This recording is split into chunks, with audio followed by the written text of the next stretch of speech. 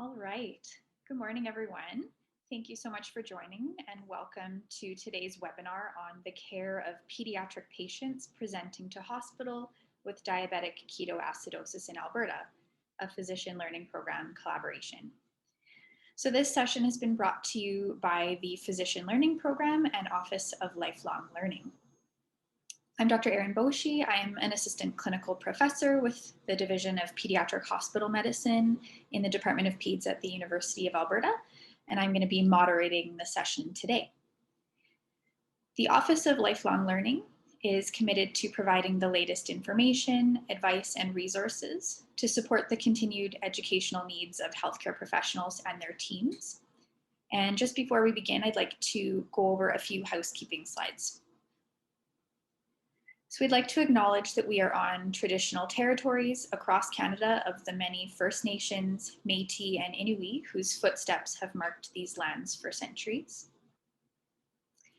So without further ado, it's my pleasure to introduce you to our two wonderful speakers for today. So Dr. Jennifer Walton is a pediatrician and director of the Division of Pediatric Hospital Medicine at the University of Alberta. And she's the Zone Clinical Section Chief for Pediatric Inpatient Care at the Stollery Children's Hospital. She has a specific interest in working towards optimizing both patient care and education in the pediatric inpatient setting. And Dr. Elizabeth Rosolowsky is a pediatric endocrinologist with a major interest in type 1 diabetes and education at the University of Alberta. During her training, she completed a clinical research fellowship at the Joslin Diabetes Centre, and she's been a chapter author for the Diabetes Canada 2018 Clinical Practice Guideline chapter for management of type 1 diabetes in children. Thank you so much, Erin, for that introduction. And I want to first thank the PLP program for putting this event together. I also want to thank you, the audience, for taking time out of your lunch to join us today. And with the virtual format, I hope that some of you are watching this from the comfort of your decks, preferably with a very cold beverage in hand. Dr. Walton has no conflicts to disclose, and my disclosures can be read to the right of the slide.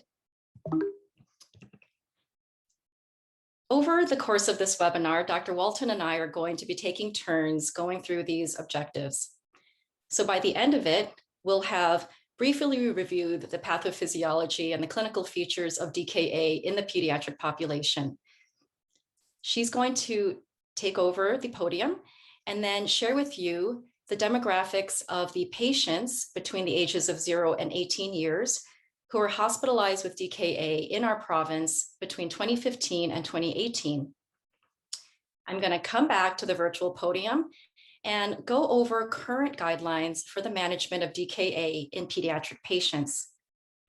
Dr. Walton will bring in the home stretch by sharing with you data on how patients with DKA were managed in a subset of hospitals in Alberta in relation to these established guidelines. We're really hoping to have a discussion about how these results can motivate improvements in the care of children with DKA. Now, you're probably much more used to seeing resources and references at the end of a presentation, but I really wanted to highlight the existence of this provincial clinical knowledge topic on pediatric DKA.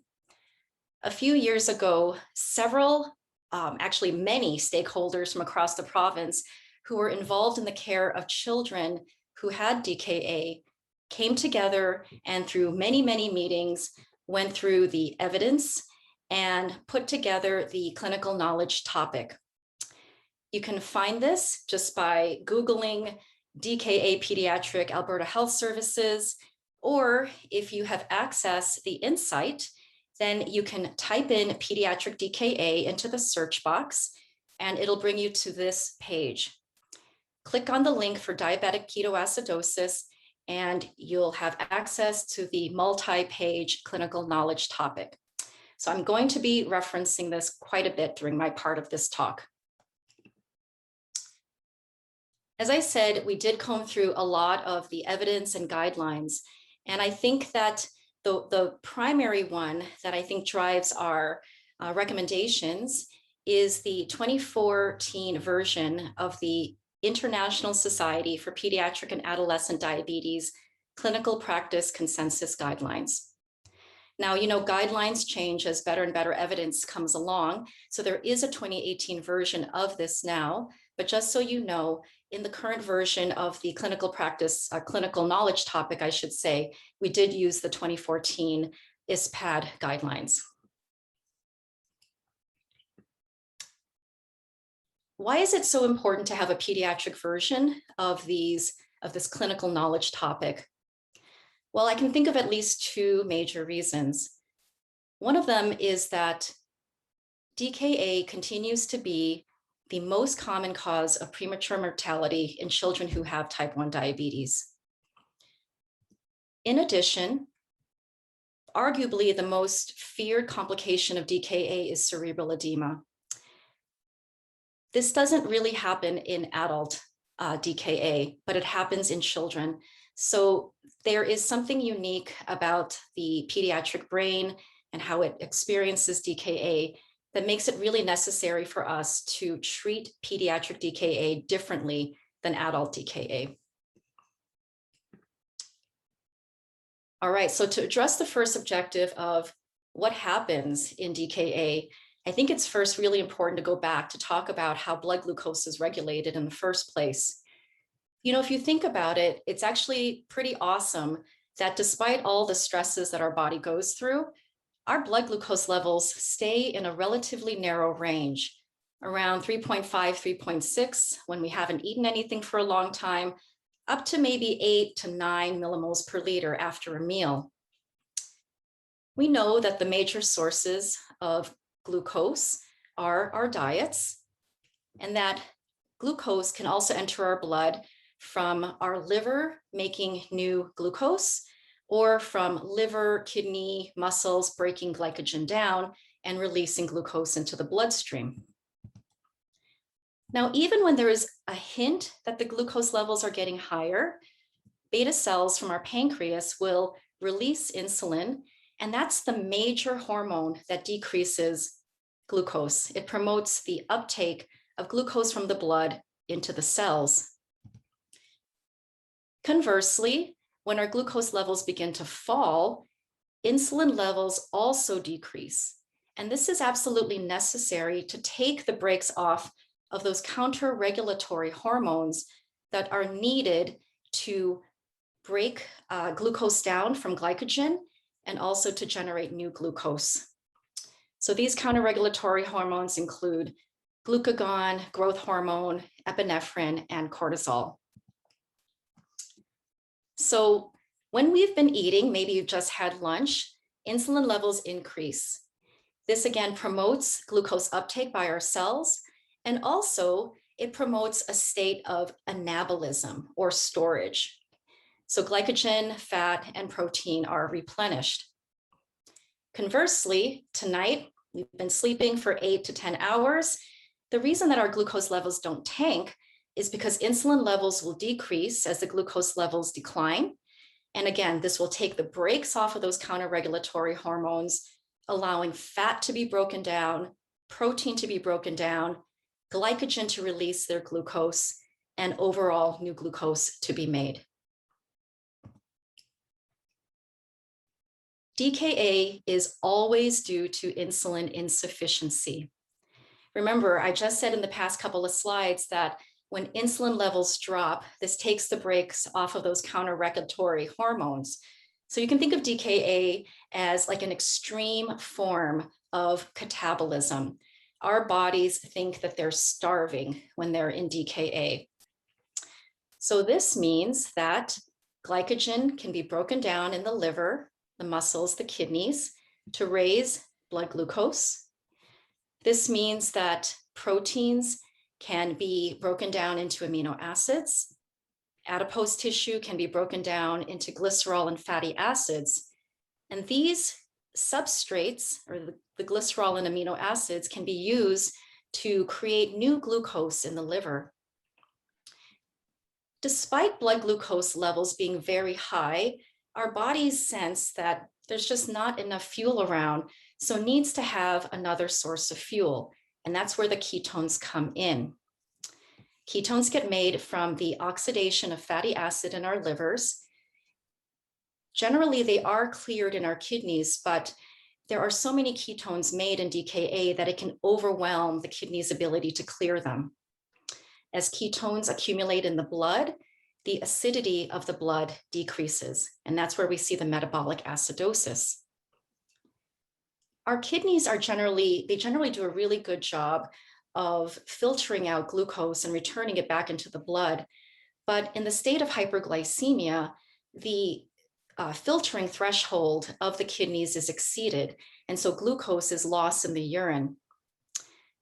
Glucose is a very osmotically active molecule, pulls water with it, and thus you get the hallmark, one of the hallmarks of diabetes mellitus, which is this very copious, voluminous type of urine.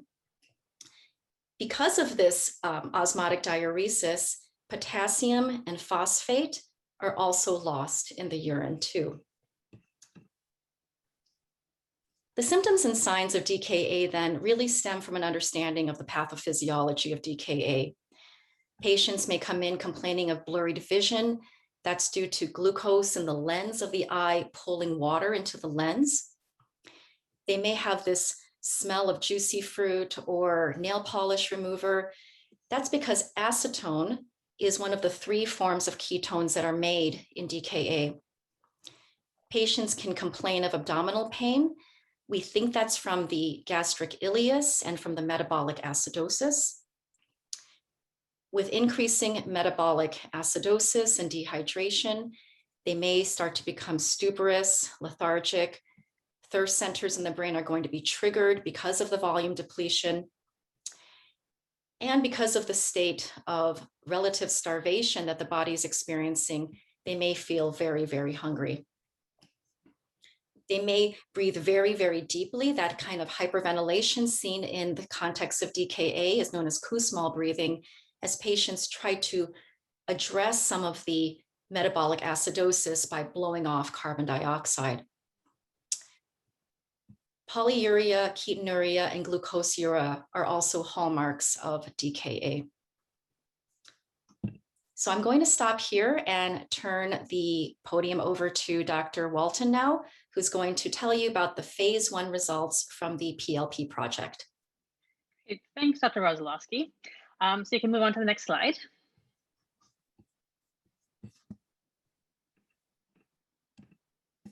So as a pediatric hospitalist, I take care of a lot of patients presenting at the hospital with DKA.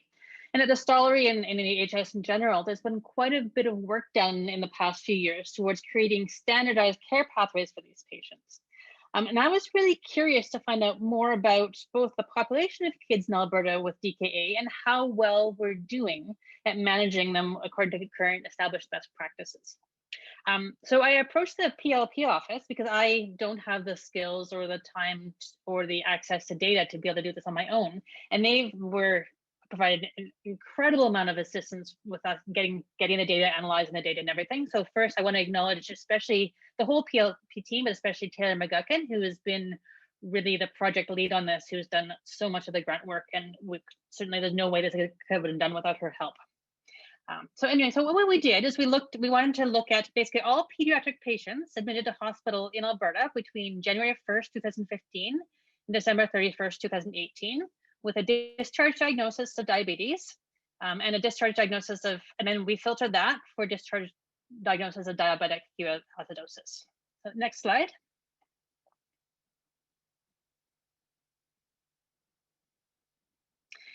So the data came from the Alberta Health Services Enterprise Data Warehouse, and it was extracted from all of these various data sets, and then went through a data analysis step with the Zone Analytics Reporting Services with Azara's team, and then we got this giant data set to work with. So next slide. So in terms of just a summary of our overall cohort, we had 725 unique patients and 929 admissions for patients with DKA over this time period. 54.9% were male. Of the unique patients, 51.8% of the admissions were male, and the average age was 11 years. So as you can see, there's more patients or more older patients who are admitted with DKA, but that makes sense in terms of the longer you have the diabetes, the more likely you are to present with DKA at some point. And we know diabetes onset typically happens in that school age and adolescent population. So this wasn't surprising. And so next slide, please. So the next thing we were interested in is where are these patients being taken, where are they presenting with DKA and where are they being taken care of?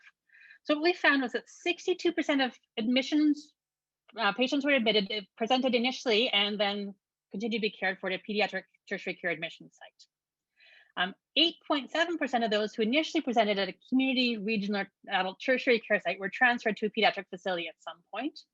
And almost 30% of admissions received all of their care at community, regional, or adult sites. And that was really instructive for me because working in a tertiary care children's hospital, I sometimes forget that a lot of pediatric care is delivered outside of our ivory towers. And so this was really important, for me to remind that no, people in the community are doing a lot of the management of these patients, and they're doing it well. Next slide. And we also wanted to know a little bit, is there a difference in which patients end up in a tertiary care center versus those that stay in community hospitals and regional hospitals? What we found is that in general, the younger patients were, the more likely they were to be transferred to a tertiary care center, whereas patients who present to community hospitals who are older, so those in their teens particularly, are more likely to stay in the community hospitals, and those presenting in their late teens who present to an adult site are, sometimes continue the bulk of their care at that site. Next slide. We looked at severe outcomes in the population, so there were no deaths in the study population over this 5-year period. We didn't have access to data looking at specific information, specific data on severe outcomes, but we did look at ICU admissions. And so 137 patients, so that's about 15% of patients were admitted to an ICU. Most of those patients were admitted to a tertiary care pediatric ICU, but there were still some patients admitted to ICUs in regional hospitals, community hospitals, and adult tertiary care centers. We were interested in sort of potential frequency for possibility of cerebral edema. We couldn't get the diagnostic data for that, but we did use the presence of head imaging as a proxy for possible cerebral edema. And so 1.4% of patients had head imaging, which means there may have been concern for cerebral edema in the context of this admission. Next slide. The median length of stay for all patients was 2.5 days. As you can see here, there's quite a significant difference in length of stay depending on which type of site, and actually is not shown in this figure, but there was quite a bit of variability within site types. And so we didn't have the ability to go into that in too much depth and figure out why that might be happening. But certainly there's all sorts of things in terms of acuity and differential patient populations and things, which certainly would be interesting to look at down the road potentially. Now, not surprisingly, patients who had been admitted to hospital previously with DKA, so a pre-existing diagnosis of diabetes, stayed in hospital for a shorter period of time than did those who had never been in hospital with diabetes or DKA before. And that's because probably about a third of patients with newly diagnosed diabetes present in DKA. So this population encompasses patients who both had DKA or had a diagnosis of type 1 diabetes and subsequently developed DKA and as well those patients who did not have a diagnosis of diabetes until they presented in DKA. So the patients who are newly diagnosed with diabetes are staying in hospital longer. That's what we can conclude from that. Next slide, please. We did also look at readmissions. And so within 60 days of discharge from an admission to hospital with DKA, 11.8% visited an emergency department with a diabetes-related concern. 5.6% were readmitted to hospital with a new episode of DKA, and 1.6% were admitted with a concern unrelated to their diabetes. Next slide, please. Okay, so back over to you. Okay, thanks, Dr. Walton. So I'm going to briefly go over current guidelines on the management of DKA in children. In order to manage DKA, you have to recognize it first. The diagnosis of DKA is based on the triad of hyperglycemia, ketonemia or ketonuria, and a metabolic acidosis.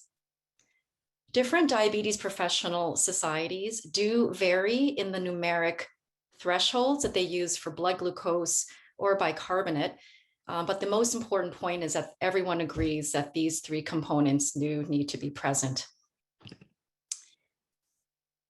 Anion gap isn't required to diagnose DKA, but it is increased in DKA. And I just wanted to remind you of the calculation for anion gap. The severity of the DKA can also be categorized as mild, moderate, or severe according to the degree of metabolic acidosis, measured either as the pH or the bicarbonate. This is going to be helpful to categorize the severity of DKA because it'll give us an idea of the degree of dehydration. I think that the major goals of DKA treatment are really the top three bullet points here: to rehydrate, to stop ongoing ketone formation, and then to replenish electrolytes, particularly the potassium. Of course, in managing DKA, we want to try our best to avoid complications, and we also want to address whatever the precipitating factor may have been. A child is in your emergency department in one of your rooms, and you suspect DKA. Well, you go in there and apply the principles of airway breathing and circulation. I won't go into those in detail other than to say to follow pediatric advanced life support guidelines. Clinical assessments of dehydration are notoriously unreliable between observers, but the following three signs do predict for at least a 5% dehydration: prolonged capillary refill time of more than 2 seconds, abnormal skin turgor, that is tenting of the skin or inelastic skin, and hyperpnea, very deep and rapid breathing. The level of consciousness is really important to determine as well, and the Glasgow Coma Scale is one way of assessing the level of consciousness, of course, with a neurologic exam too. If there is altered mental status, this is already a harbinger for possible cerebral edema. In addition, the level of consciousness can inform you about whether you might need to intubate to protect the airway. But fortunately, intubation in DKA is not very common. The initial blood measurements are intended to solidify the diagnosis of DKA and also serve as a baseline for comparison for when you're looking at trends moving forward. Plasma glucose, electrolytes, including sodium, potassium, chloride, and bicarbonate. I wanted to remind you that sodium is lost in the urine, but the serum sodium may also appear low because the glucose is high. It's a dilutional hyponatremia. It's important to calculate and to follow the corrected sodium during treatment. So as the glucose levels fall, the corrected sodium should increase. Failure to do so is a risk factor for cerebral edema. The urea and creatinine will also shed some light to the degree of dehydration. Your venous pH, if you're able to get that, will tell you the severity of the metabolic acidosis. Calcium phosphate and magnesium, you're going to be following this hopefully throughout the management of DKA because phosphate levels will invariably fall during management. If you are able to get a beta hydroxybutyrate level, it's actually really helpful because it will tell you what the ketone levels are doing in real time compared to the urine ketones, which will lag behind what's happening in the blood. Urine measurements should include assessments of ketones. I wanted to point out here that the urine measures acetoacetate. This is one of the three forms of ketones that are made in DKA, but the major ketone in DKA is actually beta hydroxybutyrate. So looking only at urine may underestimate the amount of ketones that are actually being produced. Okay. An electrocardiogram can be really helpful, particularly if you can't get a serum or plasma potassium right away. You might see changes on your EKG that indicate either hypo or hyperkalemia. And then your initial assessment can include a workup for what you believe to be are the precipitating factors. Okay, the first goal in DKA management is to rehydrate. I wanted to bring your attention to this algorithm, which is found on the 4th or 5th page of that clinical knowledge topic. Once you've diagnosed DKA and you've classified the severity, you can get an idea of the degree of dehydration. In mild DKA, the fluid deficit is around 3 to 4%, and in severe DKA, as much as 7 to 10%. Giving fluids in that first hour will start replacing the fluid losses and replacing sodium. It will restore circulating volume. It will improve perfusion to the kidneys and improve glomerular filtration rate. Many of you who take care of kids with DKA probably notice that even after the first hour of fluids, the plasma glucose drops. And that's because the glucose has been diluted with that fluid and the kidneys are now doing a better job about filtering glucose. Tachycardia in the setting of DKA is quite common, but it's pretty rare for a patient to actually present in severe shock. If the child is hemodynamically unstable, again, resuscitate according to your PALS guidelines.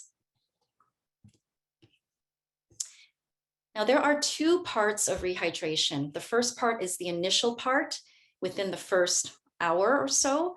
And then the second part is the ongoing administration of fluids to replace the deficit, but also to provide ongoing maintenance fluid needs. In the initial part, fluids must be given before insulin. Okay? We know that insulin decreases plasma glucose, which decreases plasma osmolality, and that's going to further contract your intravascular volume. So very important to give the fluids first before you give insulin. Now, the clinical knowledge topic, I think it's Appendix A, has very clear, detailed instructions on calculating the fluid rate. But in short, you really seldom need more than about 1.5 to 2 times daily maintenance. Almost all professional diabetes guidelines recommend starting with sodium chloride, an isotonic solution. You would definitely start this at 10 mils per kilo per hour, 10 mils per kilo over the first 30 to 60 minutes. And you could continue this as your replacement fluid over the next 24 to 48 hours. However, using just sodium chloride does provide a very, very large chloride load that can lead to a hyperchloremic metabolic acidosis. This can really prolong the recovery from metabolic acidosis. So you could consider using 0.45% sodium chloride, half normal saline. If you do this, again, I would just ask that you follow that corrected sodium to make sure that it is increasing when the glucose levels are falling. Depending on what the initial potassium level is, you may be adding potassium at this point as well. Now, there are some unresolved questions regarding fluids in DKA, and I thought it would be worth at least one slide to just bring up some of these controversial areas. We're still not completely clear on what the best fluid type is for initial resuscitation. At least in adult DKA, there are head-to-head trials looking at normal saline versus Ringer's lactate or normal saline versus Plasma-Lyte, but we don't have those, at least I'm not aware of any randomized controlled trials in children just yet. Another controversial area is the association between the fluid type and the fluid rate on the risk of DKA-related cerebral edema. A very important randomized control trial was published 3 years ago in the New England Journal of Medicine to try to address this question. And it was very aptly called the fluid study. So in this RCT, there were 4 intervention arms that varied according to the amount of sodium content in the fluid, normal saline versus half, and then how quickly the fluids were given, either rapidly or slowly. The good news is that there was no difference in acute or post-recovery neurological outcomes. So that should give us some reassurance that it's not the fluids per se that seem to cause DKA-related cerebral edema. All right, so we have rehydrated in the first hour, and the subsequent 1 to 4 hours after presentation are going to involve ongoing rehydration, stopping ongoing ketone production, and then replenishing our electrolytes. To stop ketone production, insulin must be given. When you see ketones, that tells you there is insulin insufficiency. But please, insulin only after fluids. Giving a bolus of IV insulin is not necessary. Regular insulin given in the IV comes up to steady state very quickly. It should also not be given, a bolus should not be given because it is associated with the risk of cerebral edema in children. Okay.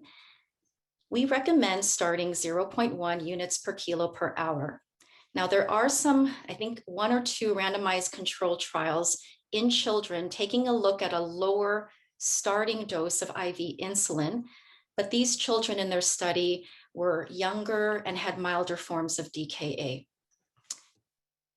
We know that insulin is going to drop plasma glucose and potassium, so it's really important that once the insulin gets started, that glucose and potassium are monitored very, very carefully. Once the glucose is below 17, start adding dextrose to your fluids. If potassium has not been added yet, now is the time. When insulin gets started, potassium needs to be added. And generally, most people will need at least 40 milliequivalents per liter, either as potassium chloride or potassium phosphate.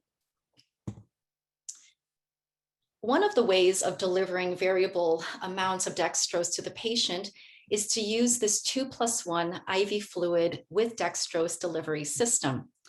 Now in bag A, we have the saline and the potassium. Bag B also has the saline and the potassium, but also contains the dextrose. This can be D10 or D12.5. And then by adjusting the rates from bag A versus bag B, the patient can see different concentrations of glucose. That saves the pain of having to mix up a different bag of glucose every single time.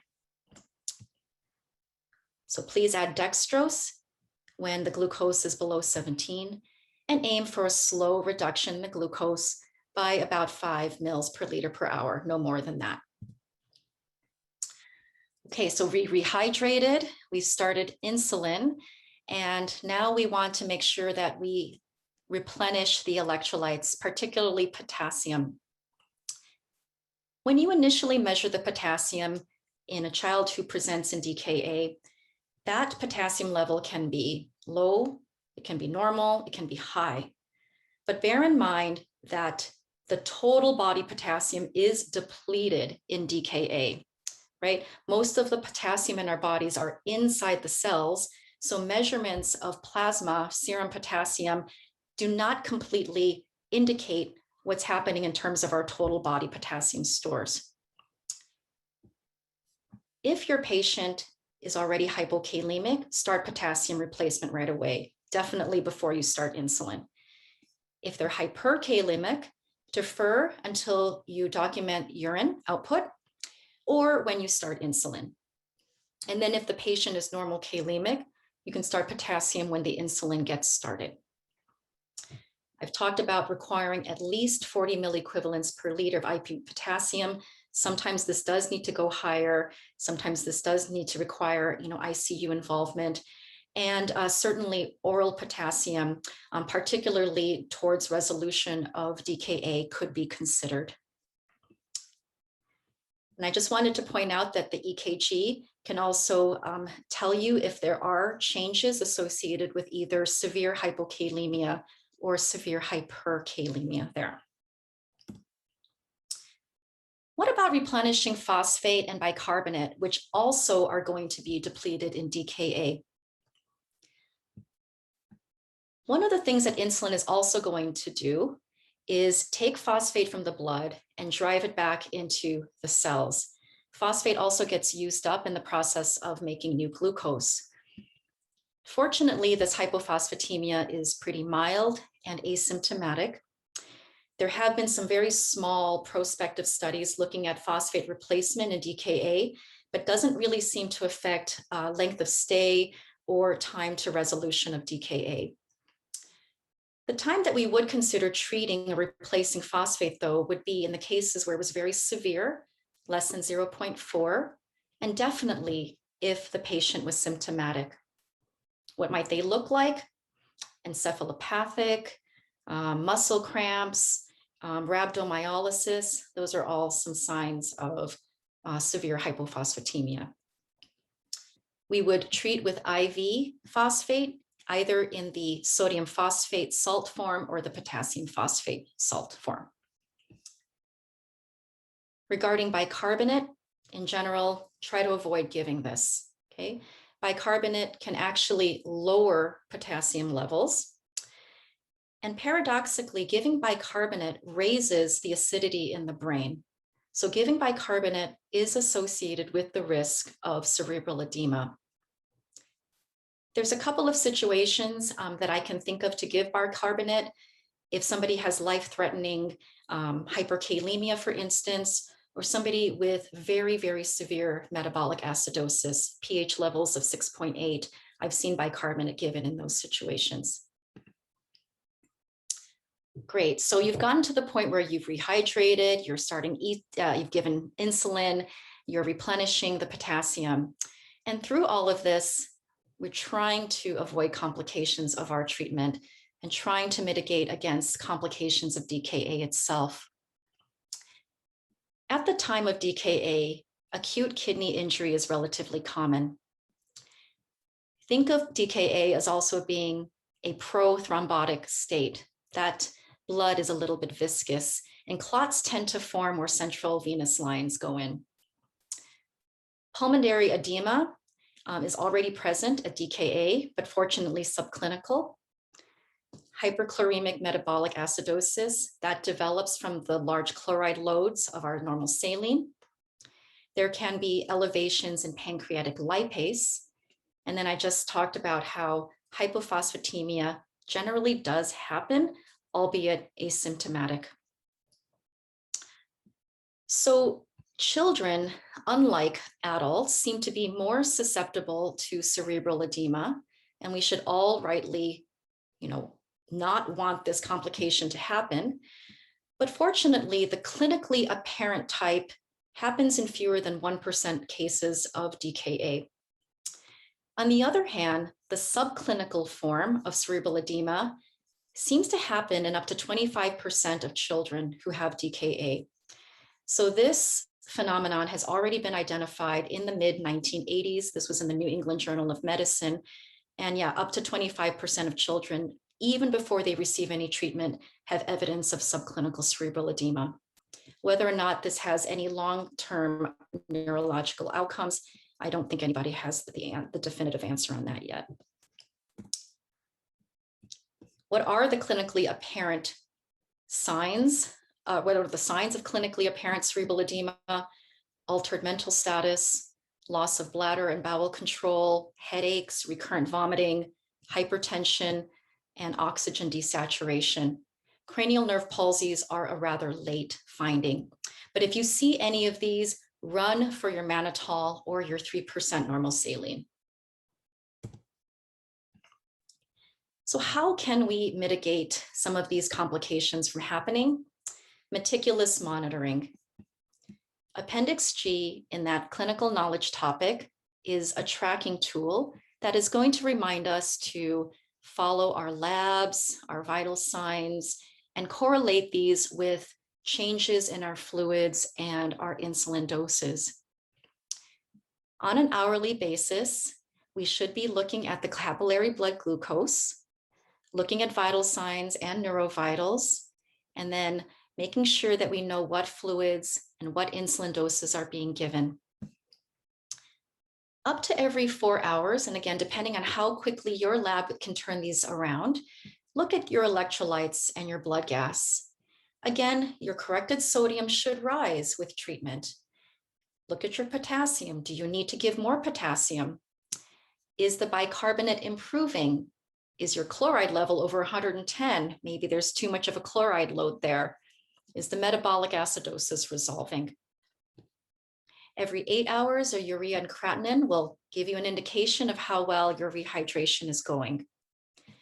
Calcium, phosphate, magnesium, your phosphate may fall, and you might need to treat it if it is less than 0.4.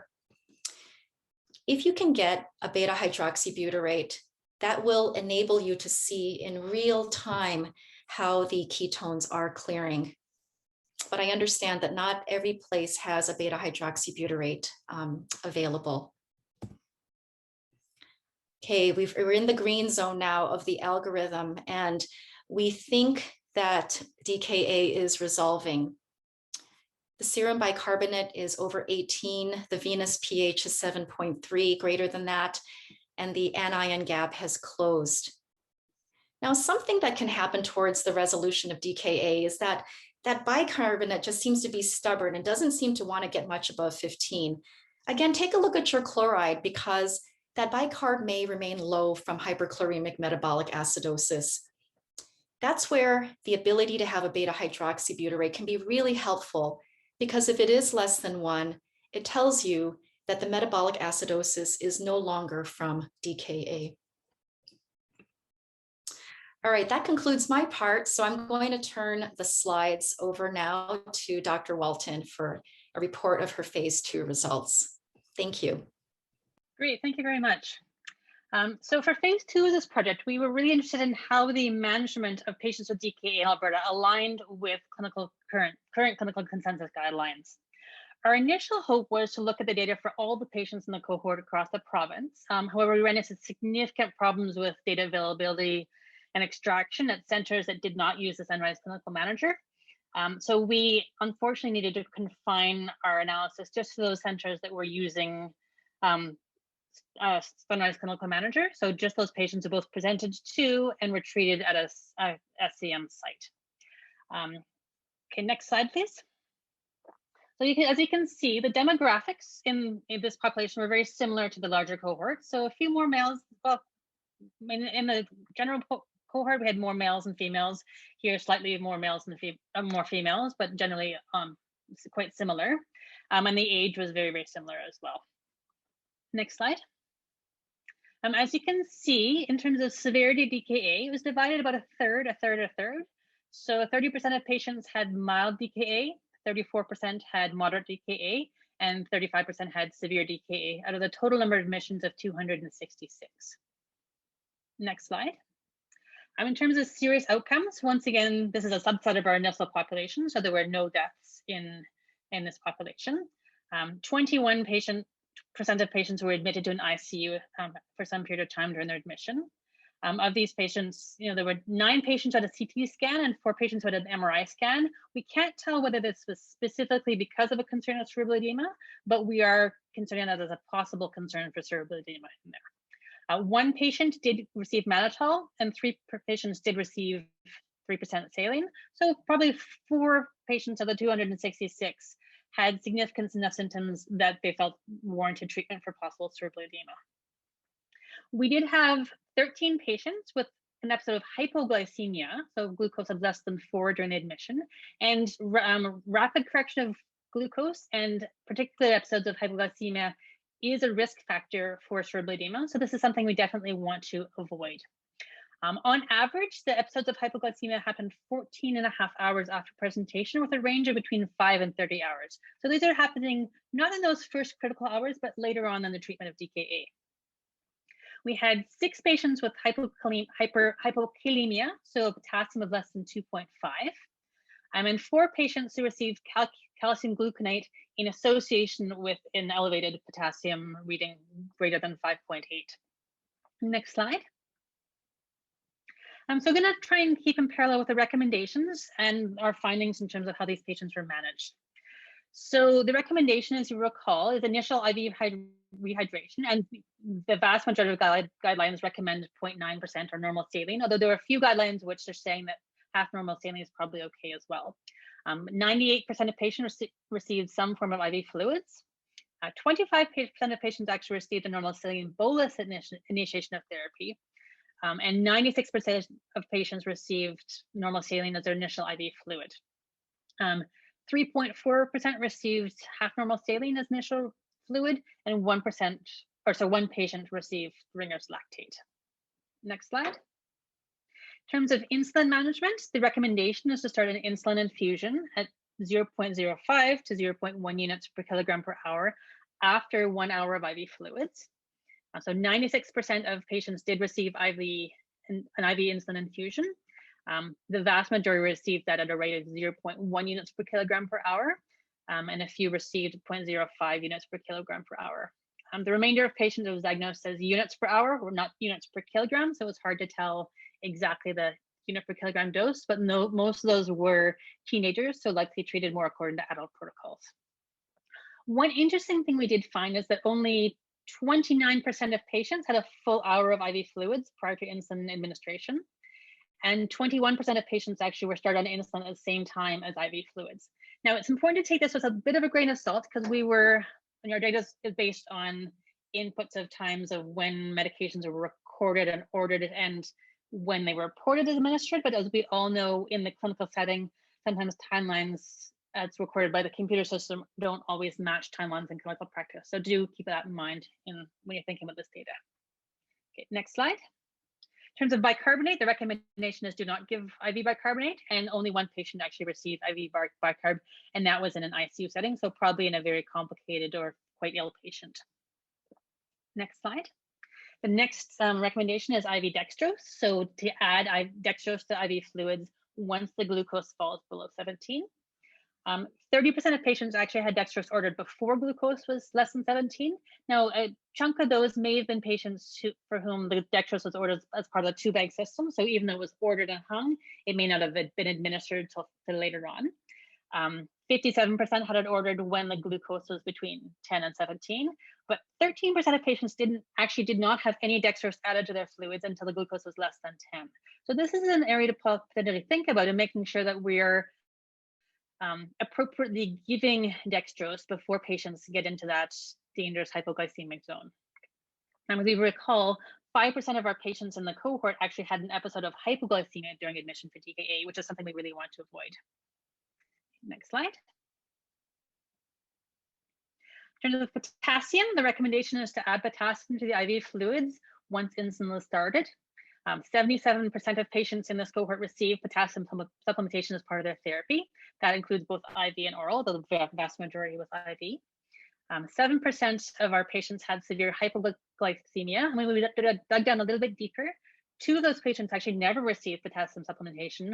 1 received that after 9 hours, and 1 received that after 24 hours. So certainly that is another area of remembering that even though at presentation the potassium may be normal or even high, in fact, these patients have a deficit of total body potassium that needs to be replaced. We were also interested in episodes of hyperkalemia.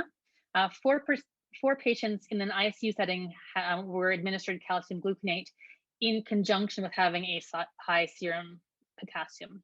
But we don't think that's related to administration of potassium. That's likely a reflection of their overall, they were quite unwell in the ICU setting. So next slide. In terms of glucose monitoring, the recommendation is actually to monitor glucose hourly, especially for the first, until resolution of the ketoacidosis. Our findings is that we are really good at checking glucose for the first couple hours, and then the frequency drops off. So 73% of patients had a second glucose check within 75 minutes of the first, but then only 41% had a third glucose check within 75 minutes of the second glucose check. The interval seems to be getting longer and longer and longer the further into the DKA management you were. And recall that 13 of the patients actually had an episode of hypoglycemia during their admission. occurring between 5 and 30 hours, and an average of 14.5 hours. So what this suggests to me is we may be getting a little bit complacent after that first couple hours and everything is going well, things are correcting as we expect. We may be forgetting that hypoglycemia is a real risk and something we really want to avoid. So really remembering that it's not just those first few glucose measurements that matter, it's ongoing close management of glucose. Next slide. Electrolyte monitoring is the next one. So the recommendation is to monitor electrolytes every 2 to 4 hours and ketone levels every 4 to 8 hours until negative, either by urine or serum if it's available. Our findings were that 92% of patients had a second blood gas and electrolyte panel sent within 2 hours of the first one. So that's really good. The interval between electrolyte sampling was generally less than 3 hours, which is certainly falls within expected care. The serum ketones were not routinely sent from any of the sites we looked at, and documentation of urine ketone monitoring was inconsistent. So as Dr. Rosolowsky mentioned, monitoring ketones can be very, very useful in terms of monitoring recovery from DKA. So if it is something that is available at your center, I would strongly recommend that you add this into your kind of general practice for monitoring these patients. Next slide. In terms of, we use time to conversion to subcutaneous insulin as sort of a proxy for resolution of DKA. So you can see that most patients were converted from an IV insulin infusion back to subcutaneous insulin within about 15 to 20 hours or so. You can see there were some patients where a little bit later, but the vast majority, it's in the first 24 hours, are able to be, the DKA is resolved and they transition back to subcutaneous insulin. Next slide. We did actually do quite an involved regression analysis looking at the factors which affected time to conversion to subcutaneous insulin, which is one of the steps that has to go through before patients are ready to be discharged from hospital. And then the 3 independent factors we came up with that were statistically significant were severity of presentation. So not surprisingly, patients with more severe DKA remained on an insulin infusion longer. They required longer time to clear their acidosis. Probably, and this, while it was independent, it's probably related that patients presenting with a higher glucose level at presentation required a longer insulin infusion. And the one which didn't surprise me, but the magnitude of it surprised me, was hyperchloremia, in that patients with a higher maximum chloride took significantly longer to convert to subcutaneous insulin. Next slide. So looking at time conversion to subcutaneous insulin, the impact of DKA severity. So this is a cumulative percent graph. And so if you look at 80%, so took about, it's a 6-hour difference between patients with mild DKA and severe DKA in terms of how long they take to 80% of those patients to convert to subcutaneous insulin. So there is a measurable effect on timing here based on DKA severity. Next slide. This is one even more impressive. This is the impact of hyperchloremia. So patients with a chloride over 120 takes 11 hours longer for 80% of those patients to be converted to subcutaneous insulin than for patients whose chloride stays in the normal range. So hyperchloremia is having actually a significant effect on the trajectory of these patients' care. Next slide. Length of stay for all patients. Median length of stay was 2.5 days or 61 hours, which is exactly the same as in our large cohort. You can see the distribution here. Most patients are in for about 2.5 days. There were some patients who were in the tail here, but most patients were. It's a relatively brief admission. Next slide. We did another regression analysis looking at the factors significantly affecting length of stay. Certainly, we found there were significant relationships with age, sex, and hyperchloremia. So older patients, not surprisingly, had a shorter length of stay. So for every extra year of age, patients stayed in hospital 1.1 hours shorter. So younger patients stay in hospital longer, which isn't surprising. The younger patients, especially the toddler age, where the intake and insulin is harder to modulate, need more teaching prior to discharge. Sex, for some reason, male patients stayed 7.7 hours longer. I have no idea what that is. I'm curious if anyone has any ideas for that, but that was just sort of one of those things that came out in the regression analysis. And then hyperchloremia actually had a significant impact, independent impact on length of stay. So next slide. So as you can see here, patients with chloride greater than 120, It took 30 hours longer for 80 of those patients to be discharged from hospital than patients whose chloride remained in the normal range. So really, hyperchloremic metabolic acidosis and potentially not recognizing that is prolonging these patients' stay in hospital. So something to be very, very aware of, I think, when you're managing these patients. And next slide. So the takeaways here, I think, in general, are that from both the guidelines and from our findings here is, remember, fluid before insulin. Monitor the glucose regularly, even after those first few hours. Add dextrose when the glucose drops below 17. Really remember the hypochloremia and associated metabolic acidosis prolongs both insulin infusion and length of stay. I think we get tricked and we see that bicarb is not coming up. So we assume it's from the DKA, when in fact it's the hypochloremia, and the DKA is actually long since resolved. So do consider switching to 0.45 normal saline for fluid replacement after the initial rehydration, especially if your chloride is climbing. And then base your decision to convert to subcutaneous insulin on the resolution of ketosis rather than the resolution of acidosis. But remember, when you're doing that, you need to monitor your electrolytes closely. And that's that. Awesome. Thank you so much for a really interesting and excellent presentation. I think it's super valuable to know sort of our provincial data in terms of practices and scenarios and how our patients present. So just a quick notice to everyone who attended. We would love if you would take a few moments to provide us with some feedback. We're going to be putting a link to the feedback in the chat, and then there'll be a slide that we'll put up in just a second here that also will have a link as well as a QR code where you can provide us with some evaluation comments. We really do appreciate your feedback. The other thing that we would also love to ask is that if there is anyone who is interested in participating with our dynamic team on future projects with the physician learning program, please let us know. You can sign up with the link that's provided here on the slide, as well as will be placed in the chat box or with the QR code. And thanks again to our amazing presenters, Dr. Rosolowsky and Dr. Walton, for that great presentation. I think there was a couple of questions here in the chat box.